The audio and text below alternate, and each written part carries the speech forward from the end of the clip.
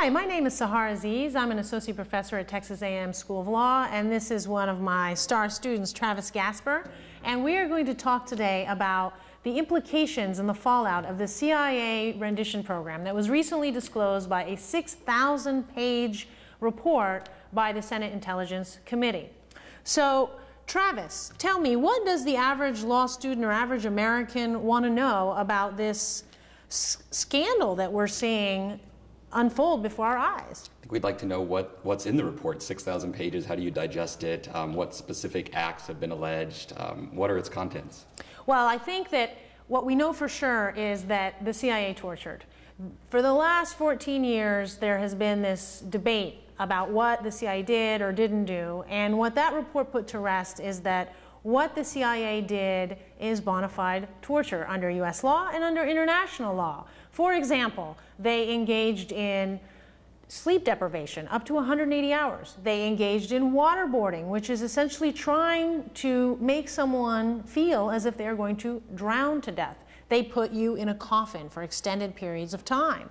And they also put you in stress positions for extended period of time and dragged you naked through the halls. And if you're a male, a conservative Muslim male, a woman would usually be watching you, which was even more humiliating. What about CIA rendition program? The CIA rendition program is something that has really tainted the U.S. reputation in terms of making the U.S. very similar to a Middle Eastern or Eastern European or Far East authoritarian state. We can no longer claim that we have the moral high ground. We have now worked with other intelligence agencies across the world to kidnap people, abduct them, torture them, and some of them disappeared, and the rest ended up in Guantanamo, and those were the lucky ones. You mentioned the wrongfully held detainees, and talk more about the bounties. Well, many of the detainees were actually not even suspected terrorists. In fact, they were foreigners in Afghanistan, in Pakistan, who were abducted by commercial opportunists who knew that the U.S. military was giving bounties for suspected terrorists. And they essentially kidnapped people, gave them to the military, which then gave them to the CIA without asking any questions, and each person got around $5,000, if not more, which is a significant sum in those countries. And it took years for the US government to discover that, in fact, these were farmers. They were just people who were at the wrong place at the wrong time and happened not to be natives of Pakistan or Afghanistan. Now, the US wasn't alone in these efforts that you described, is that right? Yes, unfortunately, 21 European countries, and possibly more, participated in the CIA rendition program and assisted the U.S. in transferring detainees between jails, sending them to Egypt, sending them to other Middle Eastern countries that had a track record of torturing. So we essentially took people and gave them to torturers, knowing full well exactly what would happen to them.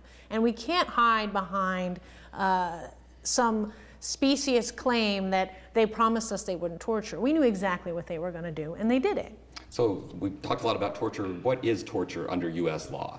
How do we define it? Well, U.S. law defines torture broadly and somewhat vaguely. Under 18 U.S.C. 2340, U.S. torture is defined as the intentional infliction or threatened infliction of severe physical or mental pain or suffering. Now, that can be defined in different ways.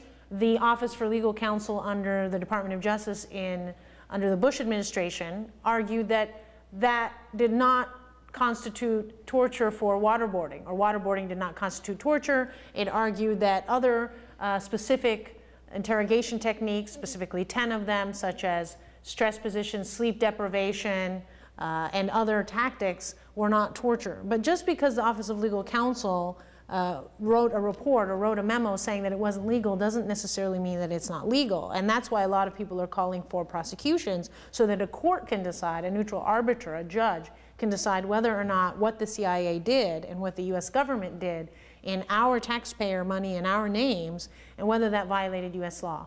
Well, how do you think that's going to work out? How will, what will those that are accused of torturing, will they be prosecuted? The reality, the political reality, is probably not. They are not going to be prosecuted because Obama has made it clear that he is not interested in looking backwards. He wants to look forward.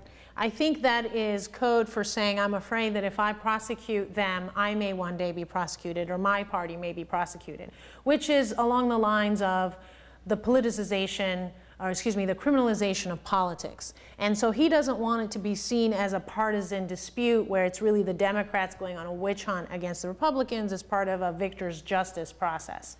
However, many lawyers will argue that this has nothing to do with criminalizing politics. This is about justice. This is about international law. This is about rule of law. And this is about deterrence. Because the worst thing we could possibly do is allow future officials to look back on this black stain in our history as an authorization or a legalization of torture in the future.